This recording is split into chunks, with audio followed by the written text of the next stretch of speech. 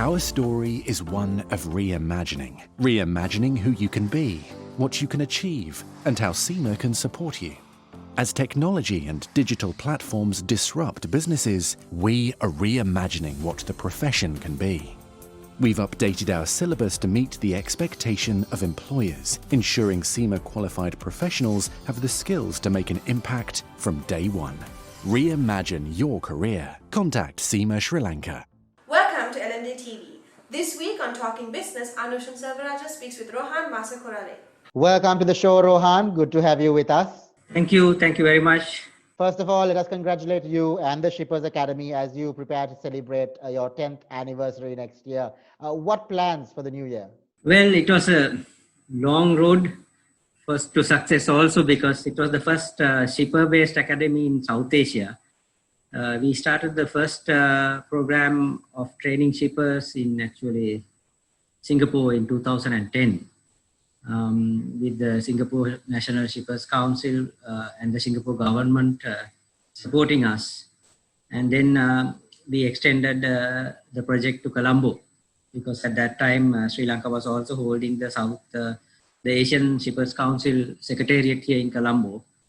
So I was asked the opportunity to set up the Shippers Academy in Colombo. So in partnership with Singapore, originally for the first 2 years, they supported me to get off ground. And since then, I've gone through 10 years of work, suddenly realized that I've been alive for 10 years as the Shippers Academy Colombo. And of course, we've had many success stories, over 18,500 participants in our programs over the last 10 years, which I have actually not really aggressively marketed as a company also, which the intention was more to create capacity building and training. So therefore, marketing was not the biggest effort. But interim, we have done some new things, introduced some new things to the country through the Shippers Academy, and we have a new plan for 2021 and ahead. In a recent interview in the Daily FT, you described the problems faced by the ports because of the second wave of COVID-19. But what caught our attention is that almost 50% of the workers from various terminals were sent into quarantine. So how was that situation managed? Well, it was not positive as such. When X number of people fall ill, they had to remove many number of people, isolate them due to the health regulations. So people who were in contact with, say, 10 people, another 20 people get affected for work. So like that, we had issues in the terminals where they had to cut down staff from 30 to 50% at particular given times, which means the whole port's productivity goes down because you need machine operators to load and unload ships. It's big operation. So when you don't have that technical staff, the whole gamut of unloading and loading stops or reduces. Which led to the congestion in the port where the vessels were daily coming in and they could not be operated as usual. So that led to the congestion in the port of Colombo going up to more than a week at some points. Ships had to wait outer harbor and then finally they took a call to move out of Colombo to unload those cargoes in other ports and more. So we had to face that situation for quite a number of weeks. Until it was sorted out. So now the port has got back to more or less normalcy, and there are groups working separately. So they have now come up with the COVID plan. So that is the situation that led to the Colombo port's issue. Rohan, what are the regional and global scenarios right now, given the disruptions to supply chain? It continues to be hampered all around the world. It's improving than what it was 2 to 3 weeks back. But even in developed countries like UK, New Zealand, Australia, Singapore, all these hubs, everybody had this problem of number of workers not attending to work due to COVID or due to lockdowns and port productivity going down. And suddenly the trade also picking up, volumes from Asia to Europe and Asia to the United States. After the initial lockdown, the volumes went up. And on the other hand, imports coming from those places reduced. So therefore, there was an imbalance of equipment also. So as a result, we don't have enough equipment, particularly in Sri Lanka, if you look at it. there's an import ban, or more or less a restriction on a lot of imports. So obviously the empty containers are not available for exporters because the imports are not coming in. So then there's a demand for containers, and shipping lines are not repositioning containers from European countries to Asia. So all this put pressure on the shippers looking for equipment. They could not get their shipments out of Sri Lanka even for a number of weeks, and it remains still the problem. And this problem is forecasted to remain for quite a number of months because of the imbalance of global trade. And in fact, one of the top global shipping lines, Hapag-Lloyd, has recently, as much as last week, said that it is advisable to keep a longer period of inventory within manufacturers because the supply chain disruption will continue for quite a reasonable time. So taking into account what you have said, Rohan, what areas would need state assistance as far as the ports are concerned? Well, ports is an international business, so what we got to provide is the best particular health care for the workers and a system to make sure that our ports properly operate 24/7, 365. That disruption should not happen again. So we have learned the lesson now. Probably the authorities are now aware of how to manage it because it was kind of an unexpected situation. But on the other hand, I've been talking about if you are talking about particularly Sri Lanka's port of Colombo, the biggest issue we are facing is as a country to be a hub is the capacity, that is the ability to handle more and more bigger ships, which is the controversial East Container Terminal that has been dragging its feet for the last, coming up to probably the 7th year, right? So that means shipping lines are not going to wait and see what our political interest and all that are, because they are running a business. When they run a business, they have to look at more and more big ships are being constructed. Going up to 25,000 TEU vessels are being constructed, and they will be mainly plying the east-west route.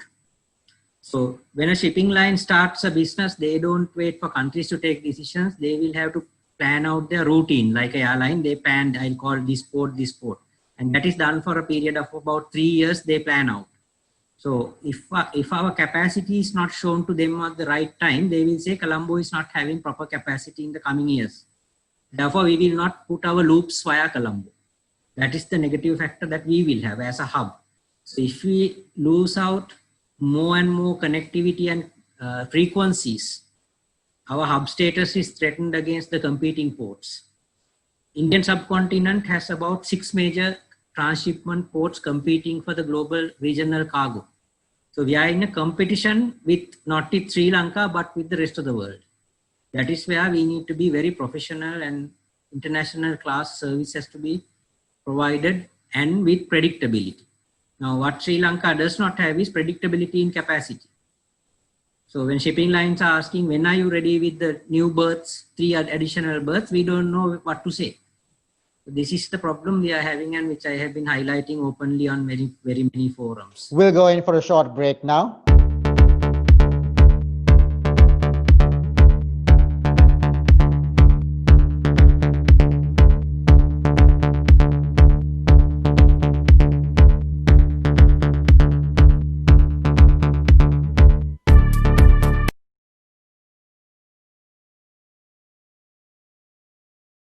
Welcome back to the show as we continue our discussion with Rohan Masakorala. With the delays in the ECT that you mentioned before the break, Rohan, what is the loss that we are liable to face? Well, the opportunity cost would have been the recovery of the total investment by now. And Sri Lanka's transshipment volume would have been probably 10 to 15% higher if we had put it about 4 years back, if we were operational, because more and more transshipment would have been diverted to Colombo by shipping lines who are keen to operate in Colombo. So obviously that volume would have gone to Singapore, Jebel Ali or Salalah or Malaysia. They would have diverted those volumes to those ports over the last 4 years. So there's an opportunity cost in volume, opportunity cost in financial and economic terms to the country. It is a huge cost. Right, Rohan. So just to reiterate then, now we want to be a hub. What do we need to do right now? The next few steps we need to do to ensure that we continue on that plan to become a hub. Yeah, so if we are to go become beyond the transshipment hub, first thing is to establish our transshipment hub credibility. we are losing that credibility because our infrastructure is not coming on time. So East Container Terminal is, as I said, 5 years behind schedule, right? So we are giving the wrong signal, capacity is not coming out. So we need to put that capacity. Even if we start today confirming it, it will take 1 to 1.5 years to get it at least at fast-paced operational. So you're talking another 1.5 years of losses in terms of actually possible growth in volume and possible growth in revenue to Sri Lanka. So this is the biggest problem we are facing right now as a transshipment hub. But if we are to go beyond the transshipment hub, we have to make a lot of legal changes in the country. We need to open up the country for investment in the maritime sector by shipping lines. We need to make them partners of the country. We need to enhance our logistics capabilities. Our logistics performance index is extremely weak in terms of global standards due to many factors. If one studies the logistics performance indexes, they will say why Sri Lanka is behind it. So these things are the things that we have to correct in the long run to make it a real maritime hub. We are not even listed in the top 50 maritime hubs of the world. Rohan, what would be the key sensitivities or challenges when it comes to the performance of our ports in 2021? Well, 2021 is the biggest challenge is getting our ports, the logistics side of it sorted out in terms of capacity. So we need to work, definitely government has to take a decision early to put the workings, how it is going to operate, the ECT. That is the first thing. Any shipping person in Sri Lanka, if you ask about the port, that will be the answer without any hesitation. With regards to the global position, we have to wait and see how the COVID-19 pandemic is controlled with the vaccine.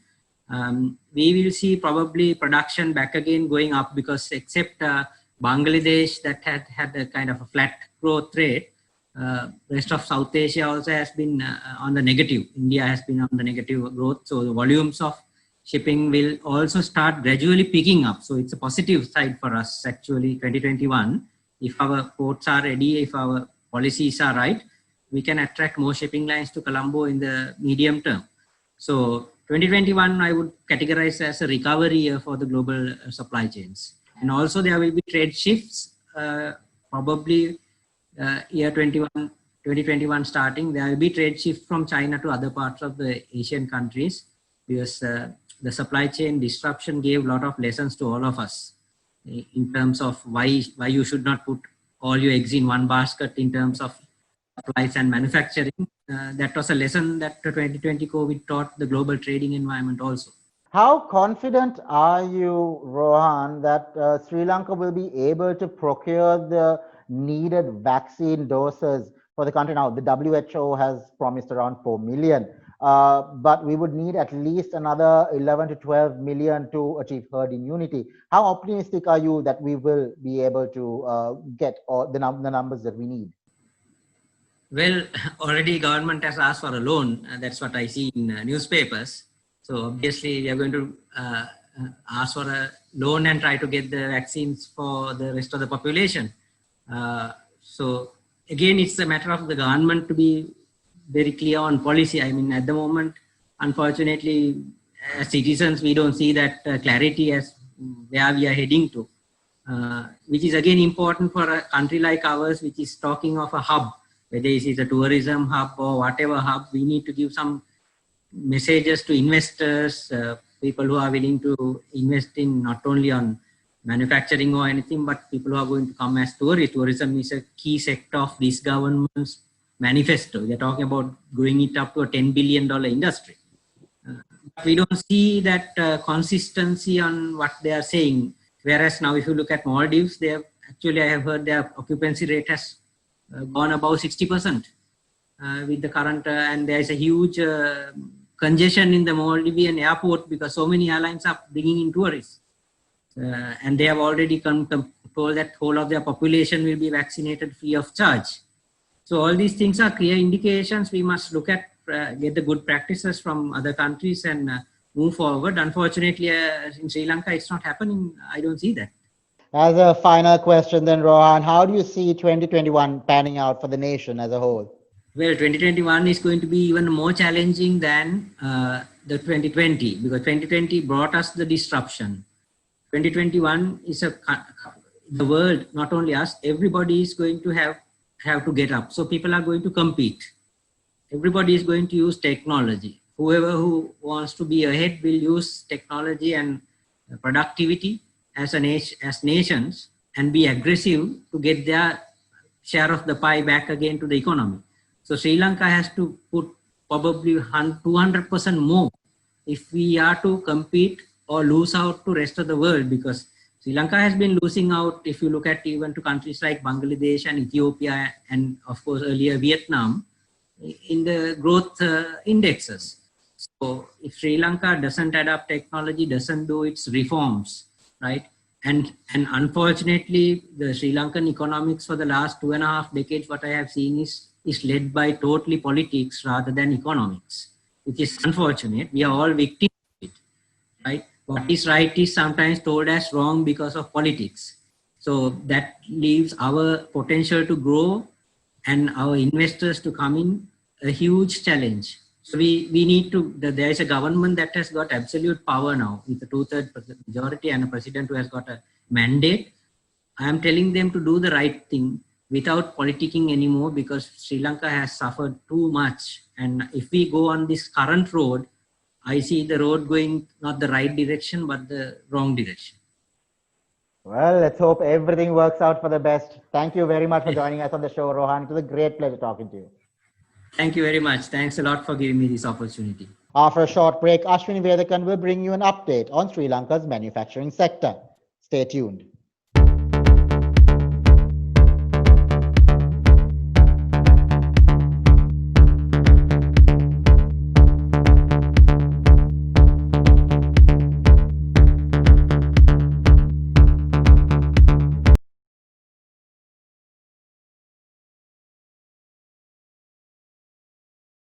Welcome back to the show. I'm Ashwini Vethakan, and now let's take a look at the island's manufacturing year-end report. According to central bank statistics, the Purchasing Manager Index for the manufacturing sector expanded in November.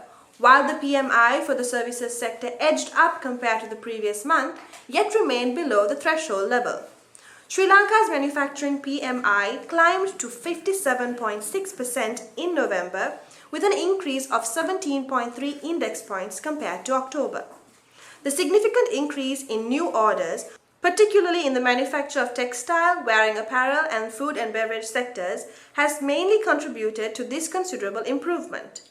An increase in the production sub-index, mainly on account of the manufacture of textile and wearing apparel and non-metallic mineral product sectors, together with the lengthening of the supplies delivery times across all sectors, has also contributed to the overall increase in the country's manufacturing PMI. Despite the higher increase observed in new order production, the stock of purchases remained contracted with a slight edging up, as there were some accumulated stocks available. The supplier's delivery time sub-index lengthened at a higher pace, mainly due to ongoing delays at the port of Colombo, where many respondents mentioned that their shipments were either rerouted or refused to be accepted by shipping lines. Remaining in contraction territory, the services sector PMI edged up by 48.8% in November, reflecting a slow decline in services sector economic activities compared to the previous month. This deterioration in services sector activities was underpinned by declines observed in business activities and employment sub-indices of the services PMI. The new businesses sub-index increased in November, particularly with the improvements observed in transportation and education subsectors. The business activities sub-index also increased during the month, indicating a moderation in the contraction of service activities. Business activities in financial services and insurance subsectors showed an increase in November. However, business activities in wholesale and retail trade, transportation and accommodation, food and beverage subsectors declined with the quarantine curfew imposed in the Western Province in early November and localized isolations effected to contain the spread of the second wave of the COVID-19 pandemic. Nevertheless, respondents in freight forwarding cited that an improvement was observed in their business activities due to an increase in apparel and personal protective equipment exports. There was a considerable slowdown in construction sector activity in Sri Lanka over the past term, as supply chain constraints, weak investor sentiment and project delays weigh on the outlook. Over the long term, however, growth is set to rebound strongly as Chinese investment continues to pour in and project opportunities emerge in the transport and non-residential sectors in particular. And finally, employment levels in the country too continue to decline in November, owing to the non-extension of work agreements of contract employees amidst a halt in new recruitments. However, expectations on future business activities increased considerably in November, as service providers were more optimistic of a recovery in economic activities that were affected by the second wave of the COVID-19 pandemic. That's all we have for this week. Don't forget to subscribe to our YouTube channel and follow us on Facebook and Twitter. We'd like to take this opportunity to wish our viewers a very happy new year. Thank you for watching and stay safe.